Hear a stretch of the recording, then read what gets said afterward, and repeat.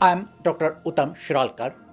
I'm a psychiatrist in England. When we give psychological treatment to patients, we ask them to write a mood diary. The success of the therapy depends on how accurately the person writes in the mood diary and how well the therapist uses the information. The same principle applies to this Mood of the Nation. India Today channel has been running the program for many years. They survey people twice a year and track the country's mood. We can say that this survey is the nation's mood diary. Because of the recent elections fiasco with opinion and exit polls, I want to clarify that interpretations of those polls and this mood tracker are entirely different. So, this mood tracker should not be dismissed just because the exit polls proved wrong. The Mood of the Nation survey are carried out in other countries as well. They are a scientific process that gives us broader ideas of the nation's condition. Mood of the Nation surveyed a nationally representative sample of over 2,000 adults in the UK and found that 3 in 4 people were concerned about unethical business practices such as tax avoidance, irresponsible treatment of employees, and the environment. We have partnered with COG Research and used implicit research techniques measuring the speed of response to understand how people feel and not just what they think we would like to hear. There are a few reasons for me making this video. But first, let me tell you what a reason is not.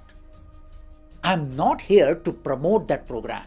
I'm here to promote your understanding of the program and show what needs to be shown which they didn't. For example, in that survey, a question was asked to people. Responsible for the frequent paper leaks. Remember, in the build-up to this poll, paper leaks were much in the news for all the wrong reasons. So we asked people, who do you blame for the paper leaks? Here are the answers we got. The central government is blamed by 28% of the respondents. The examination authorities are blamed by 21% of the respondents. The state government is blamed for 19%. Individuals who did the scam, were involved in the paper leak, are blamed by 13%. Organized gangs by 7%. Raj, does this surprise you that the bulk of the blame seems to lie in this case with central governments and not with the individuals who did the scam? Raj, the panelists justified these responses and gave an administrative explanation for this, saying, clearly, if you look at combine the two numbers, 28 plus 21, it's 49%. And these institutions report directly to the central government. So this is a real wake-up call for them, because the credibility of our national entrance examinations, particularly for medical colleges where the demand is extreme, has to be restored. And this figure somewhat reiterates the concerns that we saw in this. The government might have thinks it has weathered that particular crisis. It hasn't. The other panelist gave a political explanation, saying the reason people were blaming the central government because opposition parties made a big noise about this. Please listen to what that panelist said and what Rajdeep Sardesai said after her. In the elections, the opposition was able to appropriate this issue. For example, paper leaks happened at a state level in Rajasthan. Who was responsible at that point of time was the Ashok Gehlot government. But it just so happened that you had, at the same time, you had an Akhilesh speaking about that in Uttar Pradesh. You had a Priyanka Gandhi who would address practically every rally and bring up paper leak. You had Rahul Gandhi who would meet all of these, students who were, complaining about paper leak. The opposition, at least, during the elections, was able to appropriate the entire issue of paper leak. And there's also recency bias. Remember this, you've done this in a poll in July, August. The NEET exam issue was top of the mind. Yeah. Did you understand what Rajdeep Sardesai said? Listen to it again. Also recency bias. Remember this, you've done this in a poll in July, August. Did you now understand when he said recency bias? It was the most appropriate explanation for survey's response. The recency bias, which has a psychological basis. However, the way Sardesai spoke about it made it difficult to understand. Ideally, there was a chance for him to inform the audience a little more about this recency bias. This bias affects not just our political choices, but our financial choices. And when the students answer the questions in the examinations, media's role is not simply to sensationalize, but to educate as well. Since they didn't do it, I will.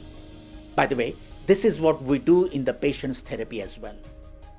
If you are asked to recall what you ate during this week, it is much easier for you to remember the meals from yesterday than what you ate at the beginning of this week, right?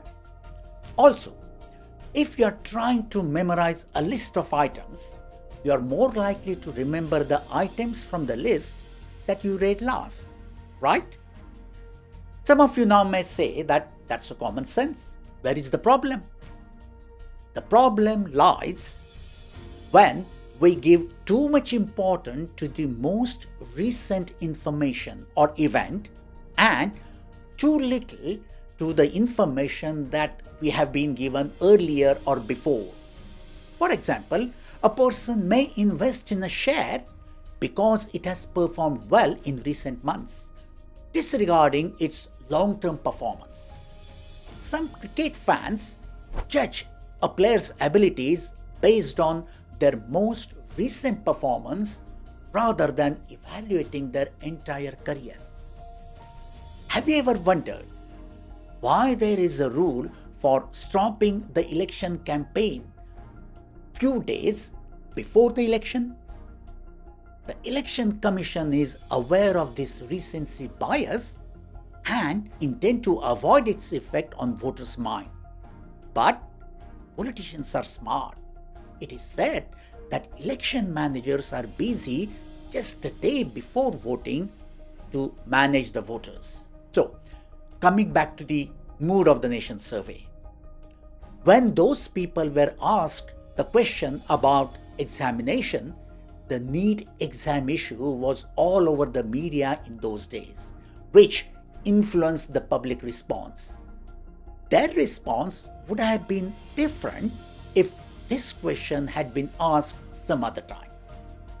Further in the program, there are other occasions where psychological effects in Indian politics are mentioned but left without any explanation. Here is the medley of some of those comments so you can see how psychology affects Indian politics and the need to look into it further and in detail. Do you think there should be MSP legally guaranteed by the government, which is what the opposition party, and in particular Rahul Gandhi of the Congress, is saying? 87% say yes, 9% say no. Now, people probably don't understand the fiscal impact of this promise. People do not like to apply their mind on the fiscal things as far as the army is concerned, as far as the farmers are concerned. Now, these will have ramifications. They are largely psychological.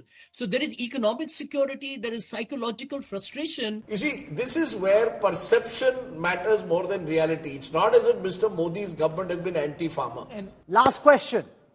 Is democracy in danger? Till the 4th of June, many thought democracy was in danger. Suddenly now the percentage of those who think democracy is in danger has actually come down.